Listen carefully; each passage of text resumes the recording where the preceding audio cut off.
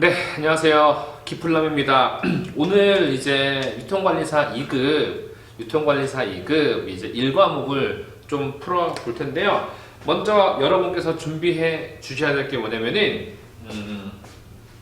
이제 2018년도 1회 2급 기출문제를 꼭 함께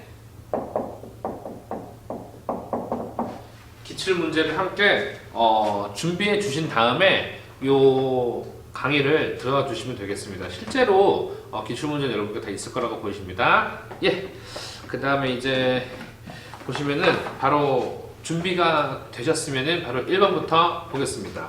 그래서 보시면은 1번 문제 보시면은 다음은 유통산업발전법에서 정의한 체인 사업의 한 유형이다. 이에 해당하는 체인 사업의 유형은 키워드 바로 보실게요. 보시면 독자적인 상품 또는 판매 경영 기법을 개발한 체인 본부가 상호 판매 방법, 매장 운영 및 광고 방법 등을 결정하고 밑줄이세요. 가맹점 밑줄이세요. 가맹점으로 하여금 그 결정과 지도에 따라 운영하도록 하는 형태입니다. 그래서 키워드 두 개 나왔죠? 상단에 중간에 체인 본부, 체인 본부의 키워드고요. 보시면요, 체인 본부 있고요. 가맹점 나왔습니다.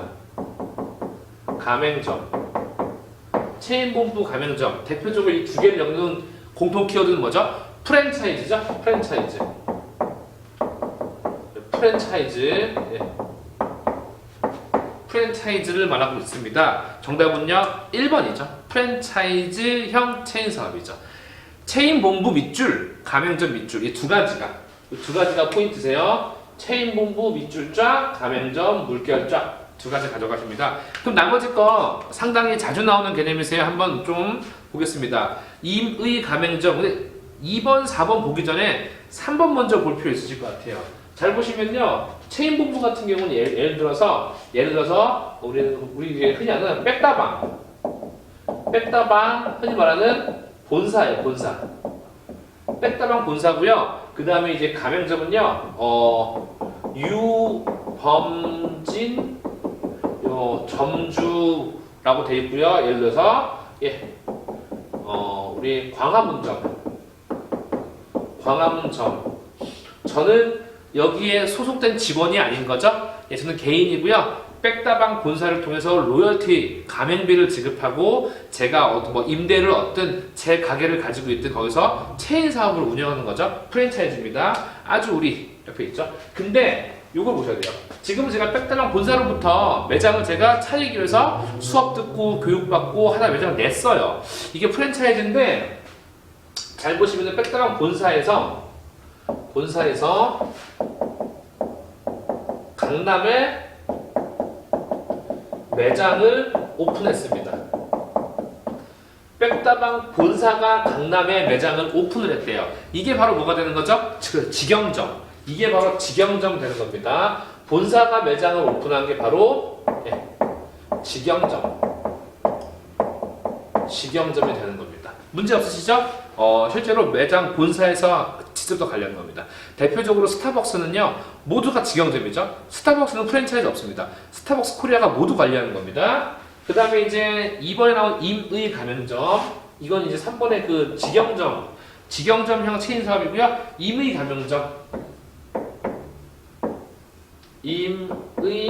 가맹점, 좀 비교해가면서 갈게요. 두 번째는요, 조합형 체인 사업, 조합형 체인 사업이 있는데 이 두 가지는 공통점과 차이점이 있습니다. 그것만 가져가시면 됩니다. 실질적으로 이 두 가지는요, 잘 보시면은 공동으로 사용, 공동 판촉, 공동 판매, 심지어 공동 구매를 하는 주체세요. 실질적으로 임의가맹점과 조합형의 각각 해당하는 당사자들은 공동으로서 사용도 하고 판매도 하고 구매도 합니다. 근데 그 공동으로 하고자 하는 그 주체가 누구냐예요.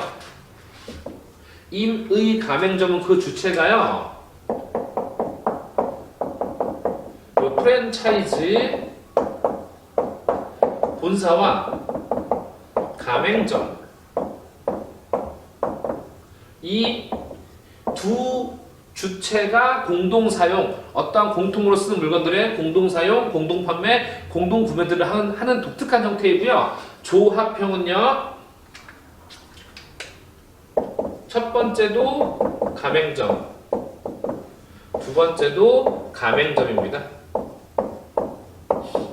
즉 가맹점 A와 가맹점 B, 가맹점들끼리 모여서 공동 사용, 공동 판매, 공동 구매하는 것, 조합형 체인 사업, 프랜차이즈 본사와 가맹점이 공동으로 사용, 판매, 구매 등 공동적인 활동을 하는 것을 임의 가맹점이라고 보시면 되겠습니다. 밑에 있는 카르텔형은 그냥 무시해 주세요. 그냥 잊어버려 주세요. 예, 좋습니다. 그래서 중요한 거는 프랜차이즈형 체인 사업, 직영점 체인 사업, 임의 가맹점 체인 사업, 조합형 체인 사업 이렇게 구분을 좀 부탁드릴게요. 잠시 영상 멈추시고 필기해 주셔도 좋습니다. 네, 다음 문제 가겠습니다.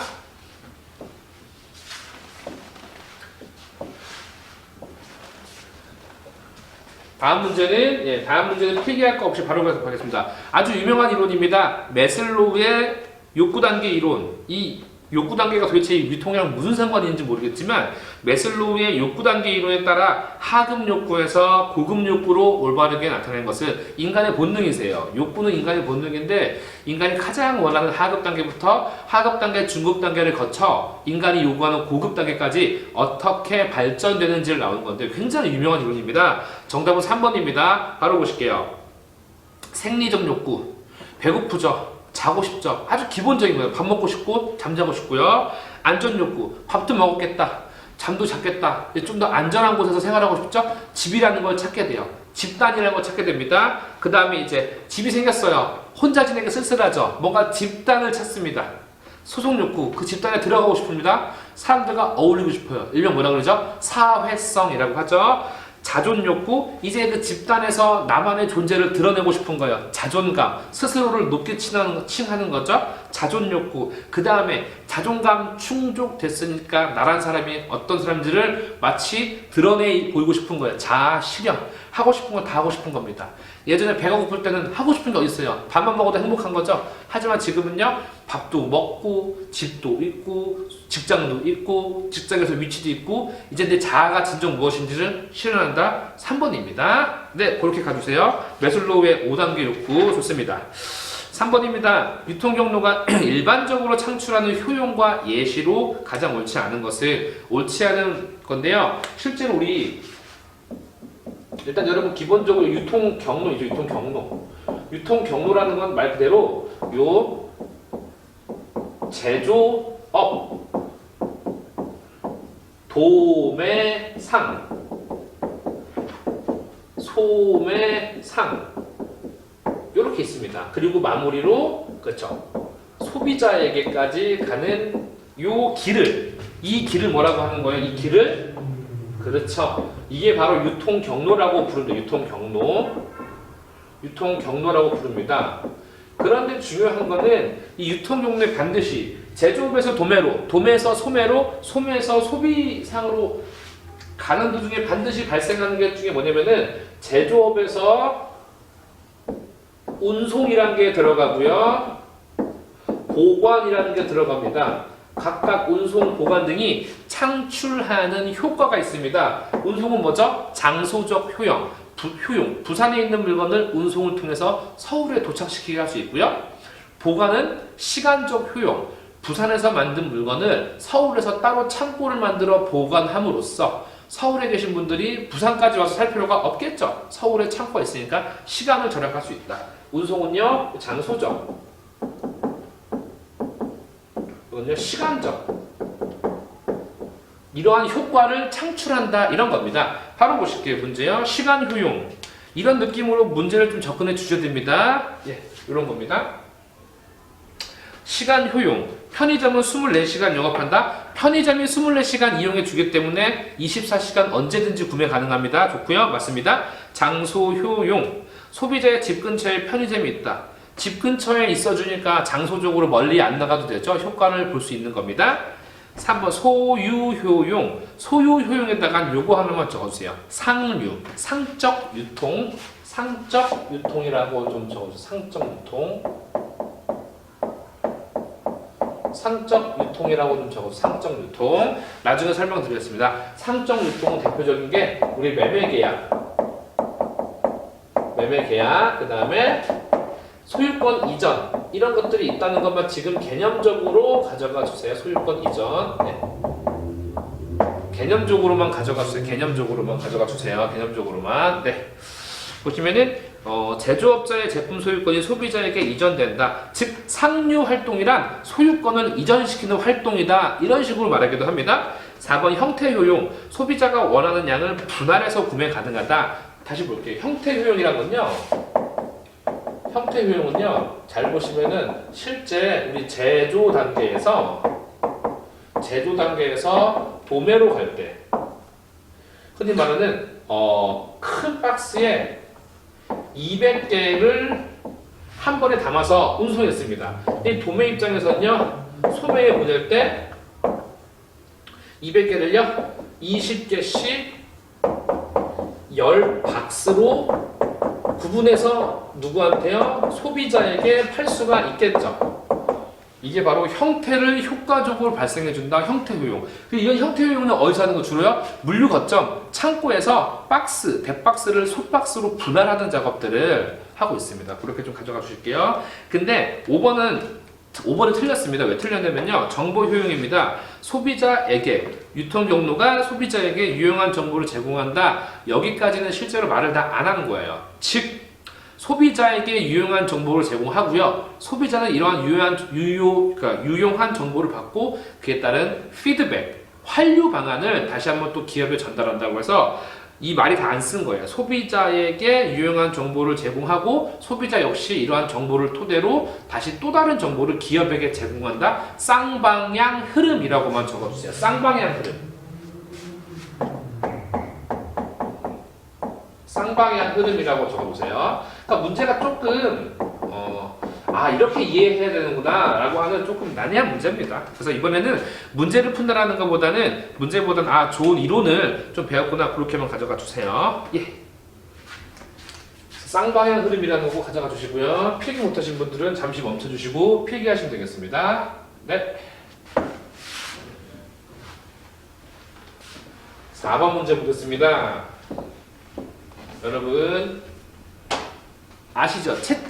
채찍을 아실 거예요. 채찍이요. 채찍은요 말 그대로 채찍을 잡는 그 채찍 손잡이가 이렇게 있죠. 채찍을 한번 이렇게 휘두르면 채찍이 어때죠? 처음에 휘둔 자리는 그 곡선은 크게 그리지만 끝에는 곡선은 아주 그냥 파동이 작죠?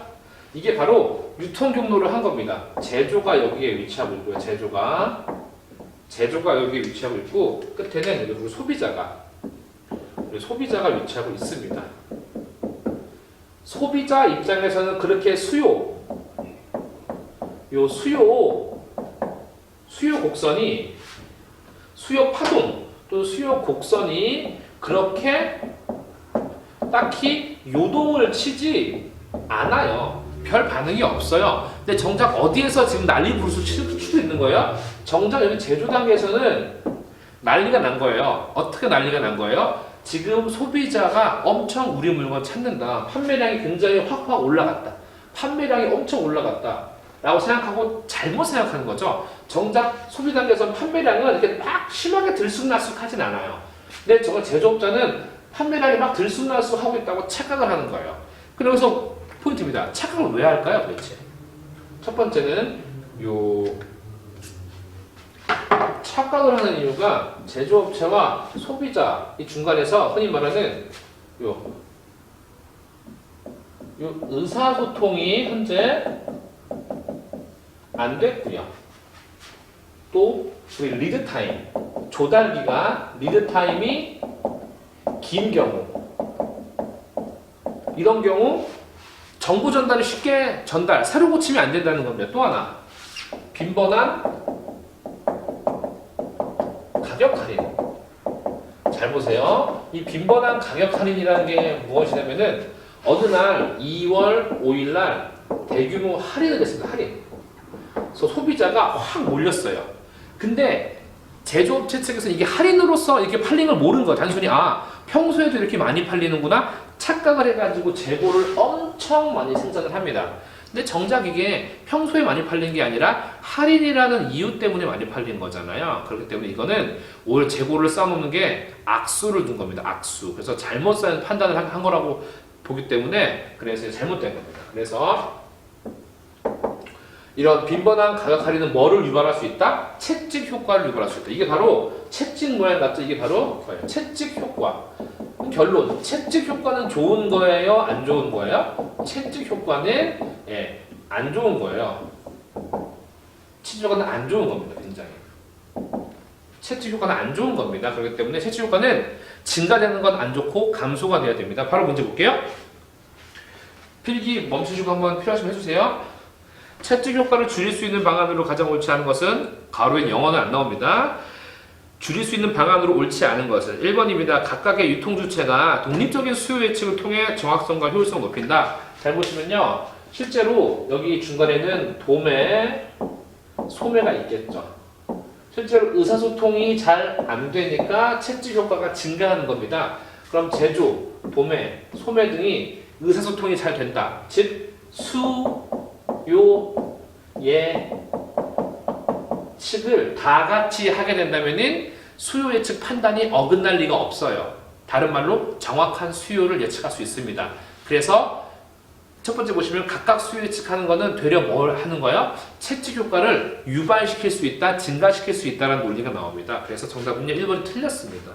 각각 유통주체가 독립적인 수요 예측을 통해 정확성과 효율성을 높인다. 독립적인 수요 예측을 하게 되면은 정확하게 정확성과 효율성을 높일 수도 없고요. 이렇게 적어줘. 1번은요. 독립적인 수요 예측은 뭐를 유발할 수 있다? 채찍 효과를 유발할 수 있다. 요 채찍 효과 오히려 유발하는 거죠. 유발하는 겁니다. 그렇게만 가져가 주실게요. 예. 나머지 2, 3, 4, 5 맞는 말입니다. 포인트만 잡을게요. 공급 리드 타임을 줄일 수 있는 방안 마련. 리드 타임을 줄인다는 거는 주문 넣고 얼마나 빨리 오느냐예요. 주문 넣고 우리 창고에 입고되기까지 5일 걸렸습니다. 그러면 리드 타임이 5일인 거예요. 주문 넣고 우리 창고에 입고되기까지 하루 걸렸습니다. 리드 타임이 하루인 거예요. 누가 생각해도 리드 타임은 긴 거보다는 짧은 게 좋겠죠? 그 다음에 이제 3번입니다. 공급 체인에 수속된 각 주체들의 수요 정보를 공유한다. 지금 말씀드린 거죠? 제조, 도매, 소매들이 수요 예측의 정보를 공유한다면은 채찍 효과 줄일 수가 있겠죠? 4번입니다. 지나치게 잦은 할인 행사를 지양한다. 지향이 아니면 양입니다. 이런 빈번한 할인은요, 사람들을 그때그때마다 몰리게 할 수 있어요. 꾸준한 수요가 아니라 갑작스러운 수요 증가가 있기 때문에 이거는 평상시에 팔린 걸로 보진 않습니다. 5번입니다. EDLP, Everyday Low Price. Everyday Low Price라고 합니다. Everyday Low Price. 일명 상시 저가. 이건 상시 저가입니다. 여러분, 이마트의 이가 어떤 이인 줄 아세요? EDLP의 이예요. 그래서 상시 저가를 판매하고 있는 마트다라고 하는 겁니다. 예, 그래서 차라리 잦은 세일을 하기보다는 상시 저가 활동으로 하자 이겁니다. 네, 그렇게 봐주시고요. 네, 넘어가겠습니다. 5번입니다. 유통관리사의 직무를 물어보고 있죠. 우리 시험에서는 무조건 출제되고요. 상급은 출제 안 되고 2급만 출제됩니다. 네, 3번 보시면요. 유통경영관리와 관련한 허가 승인 이런 거는 관청 같은 곳, 공공기관, 국가기관에서 하는 거지 유통관리사는 단순히 자격사에 불과합니다. 공무원도 아닙니다. 그렇기 때문에 공무원, 이런 공적인 업무를 하시는 분들이 내리는 행정 절차이기 때문에 전혀 상관없습니다. 근데 이런 것들은 할 수 있겠죠. 물론 상담, 자문, 진단평가, 기법의 향상이라고요. 유통 업무를 발전시키기 위한 업무는 할 수 있겠죠. 그렇게 가져가지고 3번 틀렸습니다. 6번입니다. 마케팅 믹스 중 환경 변화에 대응하거나 조정을 해야 할 필요가 생겼을 경우 가장 유연성 있게 대응하기 어려운 요소는, 잘 보시면요. 마케팅 믹스라는 거는요. 말 그대로 마케팅을 하기 위한 4가지 기준이 있습니다. 먼저 마케팅을 하면요. 이게 있습니다. 맞아. 포피 마케팅. 포피 마케팅이 기본이세요. 그래서 첫 번째, 두 번째, 세 번째, 네 번째가 있는데요. 프로덕트, 제품이죠. 프라이스, 가장 중요한 가격이죠. 플레이스, 장소지만 이거는 유통으로 해석되기도 합니다. 그 다음에 마지막에 판매 촉진이라고 하는 프로모션, 판매 촉진, 일명 판촉인데요. 이것들 하나에 맞춰서 마케팅을 실현해야 되는데 이것들을 잘 절묘하게 섞어서 하는 게 바로 뭐예요? 마케팅 믹스예요. 이런 것들을 섞어서 하는 게. 나는 이번에는 제품과 가격을 섞어서 할 거야. 마케팅 섞어서 진행하는 게 믹스라고 합니다. 잘 보시면요. 가격, 제품, 촉진, 디자인. 실질적으로 회사에서 컨트롤할 수 있는 것들이세요. 가격 컨트롤할 수 있죠. 제품 컨트롤할 수 있죠. 촉진, 프로모션 회사에서 진행할 수 있고 진행 안 할 수 있고 조절할 수 있죠. 디자인은 당연한 거고요. 근데 유통용로는 아닙니다. 유통용로라는 건요. 아까 말씀드린 대로 제조, 도매, 소매, 소비자, 이렇게 여러분이 일반적으로 알고 계신 거를 전통적 유통 경로라고 하는데 이렇게 유통 경로를 세팅할 수도 있고요. 여러분이 제조업자라면은 나는 싫어. 나는 유통업 안 쓸 거야. 유통업자 난 안 쓰고 나는 소비자에게 바로 갈 거야. 이건요, 일명 직거래입니다. 여러분 잘 아시겠지만요. 이러한 유통 경로는 처음 세팅을 할 때 잘 해야 돼요. 왜냐? 한번 정한 유통 경로는 바꾸기 힘듭니다. 이렇게 한번 세팅이 된 유통 경로를 이렇게 직송으로 바꾼다. 직송으로 세팅된 유통 경로를 중간상을 개입시킨다. 바꾸기 굉장히 힘듭니다. 그래서 답은 4번 되는 겁니다. 유통 경로는 결론 바꾸기 쉽다 어렵다? 어렵답니다. 그래서 한번 결정할 때 심사숙고해서 결정해야 됩니다. 그렇게 가져가 주시고요. 7번입니다. 7번 문제입니다. 예.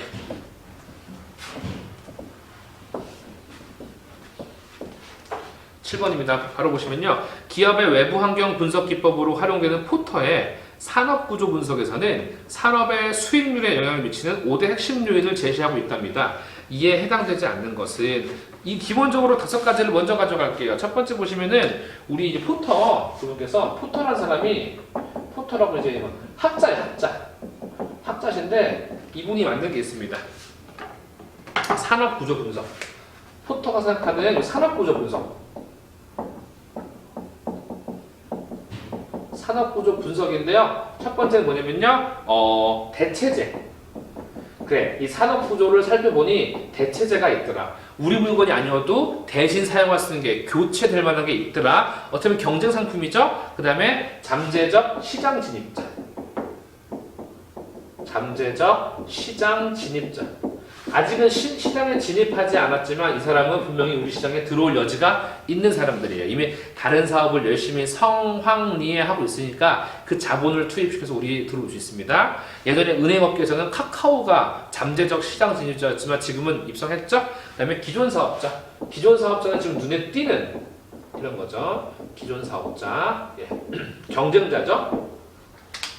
그 다음에 이제 공급자, 구매자. 기본적이에요. 공급자는 저를 말하는 거고요. 공급자, 첫 번째는요, 구매자. 구매자입니다. 잘 보시면요, 여기 포인트 잡으실게요. 실질적으로 이렇게 1번부터 3번까지 색깔 달리 했죠? 1번부터 3번까지는 수평적 경쟁 요인. 그러니까 이런 1, 2, 3번은요, 기업인 제가 대등한 입장에서 경쟁을 하는 겁니다. 그 다음에 이제 밑에 공급자는 이건요, 수직적 경쟁 요인. 갑이 될 수도 있고, 을이 될 수도 있고. 여기서 수평과 수직은요, 서로 어깨를 나란히 동등하게 한다, 수평적. 위에서 아래로 찍어 누르고 있다가 수직적입니다. 그래서 공급자가 구매자에게 끌려갈 수도 있는 거고요. 구매자가 공급자에게 끌려갈 수도 있는 겁니다. 수익적입니다. 이렇게 5가지를 포터라는 학자가 산업구조를 분석할 때 5가지 요인이 있구나 나왔던 겁니다. 그래서 잘 보시면은 어떤 게 틀리냐면요. 산업 내 경쟁, 대체제의 위협, 대체제 여기 있고요. 산업 내 경쟁, 잠재적 시장 진입자, 기존 사업자 있고요. 공급자의 힘, 구매자의 힘이 있습니다. 근데 잘 보시면요, 비용 구조는 여기에 없습니다. 비용 구조는요, 실제로 여기 기존 사업자 안에 포함되는 내용이라서 이래서 틀린 겁니다. 비용 구조는 기존 사업자에 포함되는 거라 실제 5대 핵심은 이 5가지가 명백히 명문화돼야 됩니다.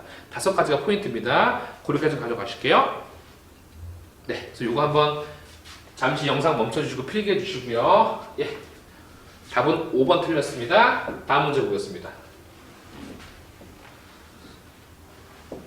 그 다음에 이제 8번입니다. 이거는 그냥 약간 팁이 있거든요. 이 팁으로 좀 가보실게요. 다음 글상자 안에 경영성과를 분석하는 여러 활동성 비율들을 계산할 때 공통적으로 반영하는 요소는 즉 재고자산 회전율, 매출채권 회전율, 고정자산 회전율, 총자산 회전율이라는 게 있는데요. 이런 것들을 구하기 위해서는 무조건 어떤 것이 기본으로 세팅이 돼야 돼요. 그게 바로 매출액입니다. 매출액.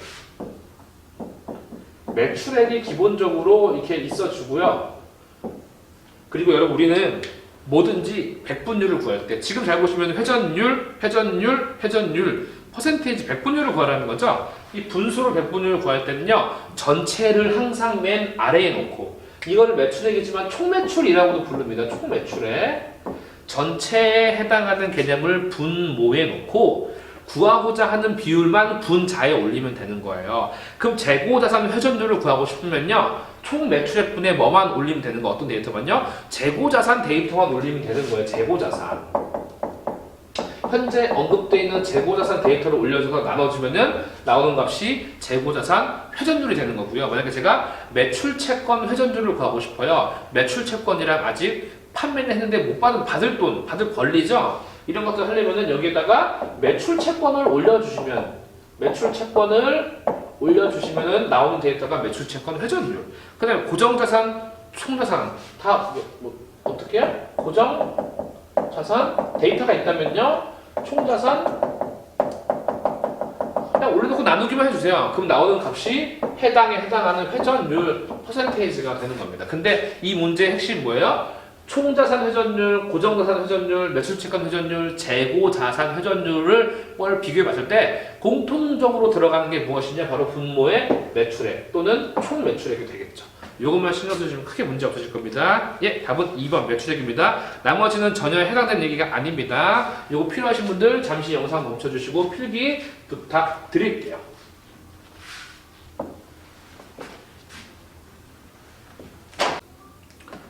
네, 이어서 9번 문제 보겠습니다. 9번 보시면요, 온라인 쇼핑 환경에 대한 설명인데요. 가장 옳지 않은 것은 4번 보시면은 온라인 유통업체들은 신성장 전략으로 NB 상품의 개발과 같은 제품 차별화에 적극적이다. 맞긴 맞는데요. 틀린 문장이 하나 있습니다. NB가 아니고 PB입니다. PB. PB로 고쳐주세요. NB가 아니라 PB입니다. PB 그리고 NB 좀 구분해 볼게요. PB는요, 유통업체 브랜드. 유통업체가 만든 브랜드고요. 이건요, 제조업체 브랜드입니다. 이렇게 구분됩니다.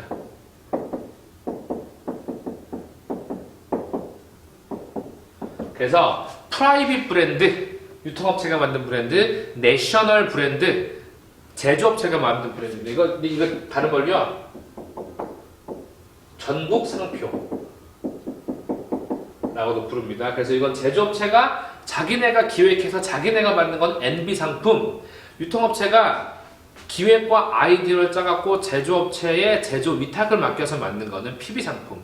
우리 PB 상품이라 해가지고 편의점 그 해당 CU에만 판매하고 있는 물건이 있어요.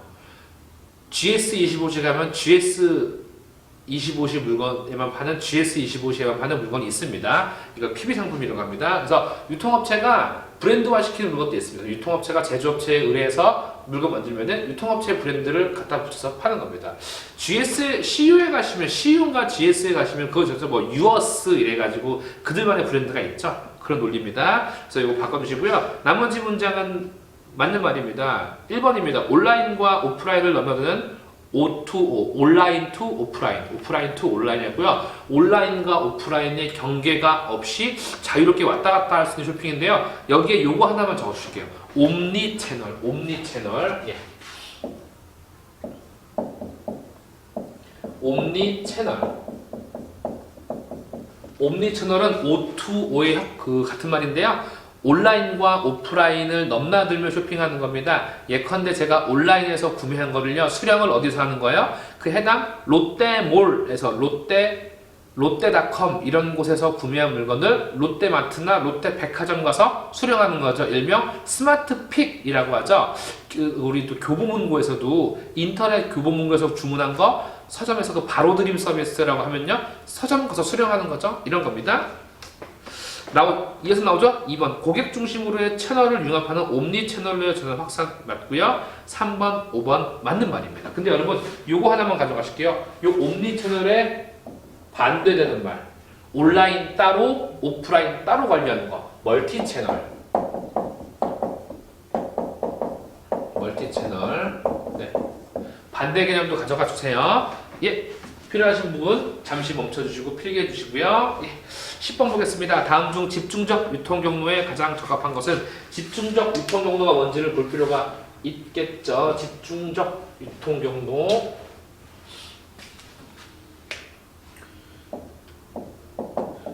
우리 유통 경로에는 세 가지가 있습니다.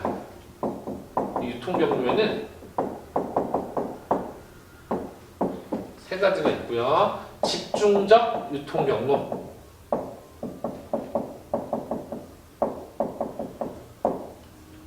그 다음에요, 예, 전속적 유통 경로, 선택적 유통 경로. 우리 집중적 유통 경로를요, 이렇게도 부릅니다. 집중적 동의어인데요, 이걸요, 개방적 유통 경로라고 부릅니다. 우리 집중적 개방적은요, 여러분 이제 그 편의점 가시면은 하나의 브랜드만 쫙 물건이 있나요? 뭐 오뚜기, 농심, 그다음에 뭐 델몬트, 그다음 무슨 뭐 각종 뭐 썬업, 다양한 브랜드의 물품들이 있죠. 즉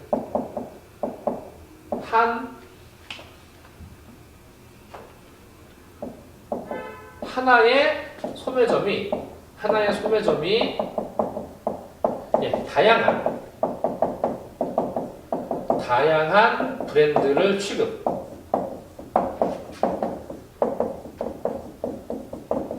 이게 집중적 또는 개방적 유통 경로입니다.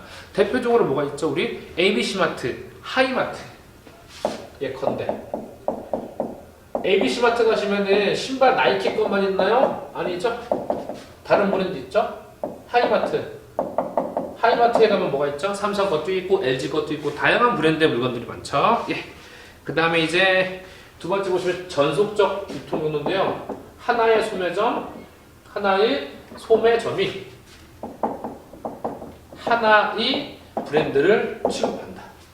삼성전자는 일단 기본적으로 삼성 디지털 프라자라는 곳은요, 삼성 제품만 있죠.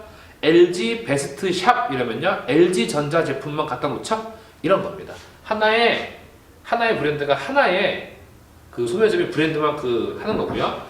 그 다음에 이제 선택적은요, 조금 이 절충된 거예요. 결합된 건데 이런 겁니다. 잘 보시면은 실제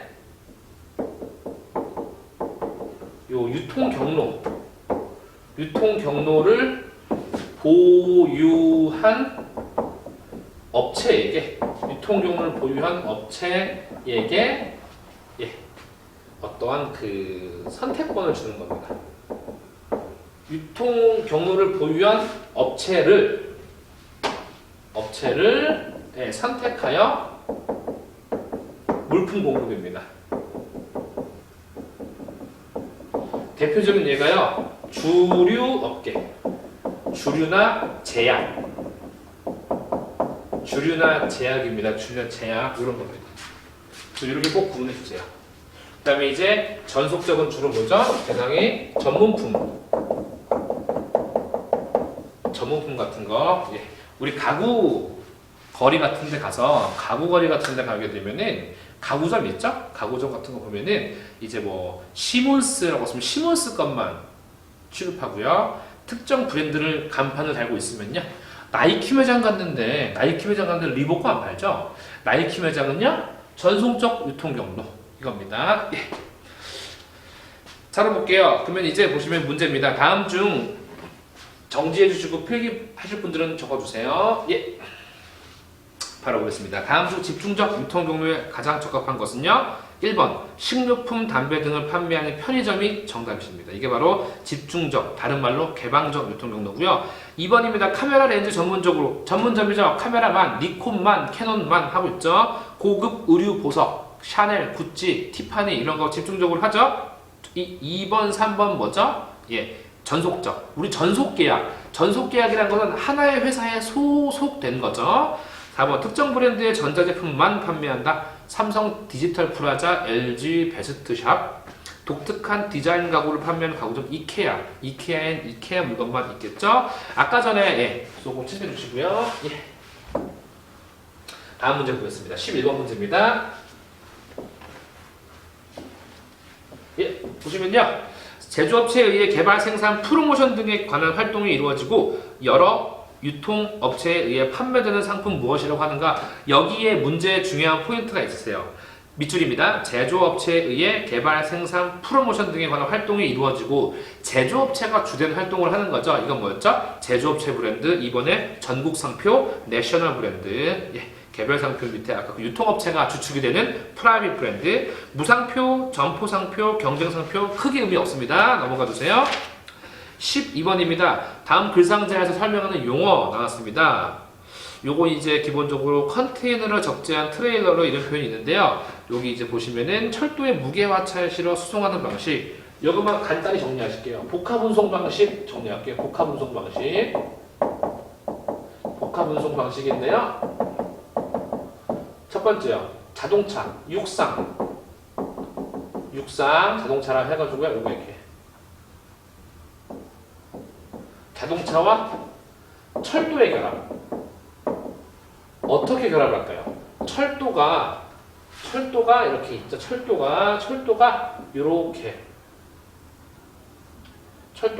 있죠. 이 위에다가 뭐가 설치되는 거예요? 네, 자동차가 이렇게 올라타는 겁니다. 짐을 실은 차가 이렇게 올라타는 겁니다. 그리고 달리는 겁니다. 대한민국은 자동차로 거리가 다 되기 때문에 딱히 안 하면 미국 같은 장거리는 철도를 이용할 때 씁니다. 쓰고 있습니다. 첫 번째고 두 번째. 육상과 뭐의 결합입니까? 선박의 결합. 육상으로 이동하다가 차가 선박에 실릴 수도 있겠죠? 세 번째. 육상과 항공기의 결합. 차 실릴 수도 있겠죠? 예. 이걸요, 피기백.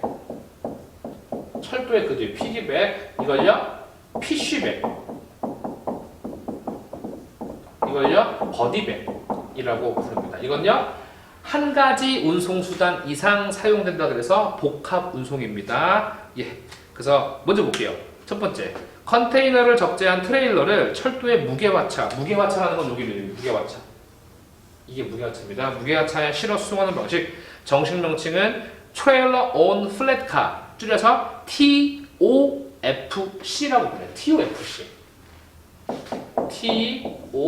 TOFC라고 부릅니다. 화주의 문전에서 기차역까지는 트레일러에 실은 컨테이너를 트랙터로 견인함이라고 있습니다. 정답은 이번에 피기백입니다. 3번 도기백, 강아지의 차가 실는 말이 안 되죠. 호스백, 말. 4번, 5번 없는 말입니다. 그냥 지어낸 겁니다. 네, 여러분 여기까지 잘 봐주셨고요. 문제가 총 25문제세요. 1과목 유통물류관리인데 12번까지 푸셨습니다. 고생하셨고요. 잠시 쉬셨다가 우리 이제 13번부터 마무리 25번 보기로 하겠습니다. 여러분 수고하셨습니다.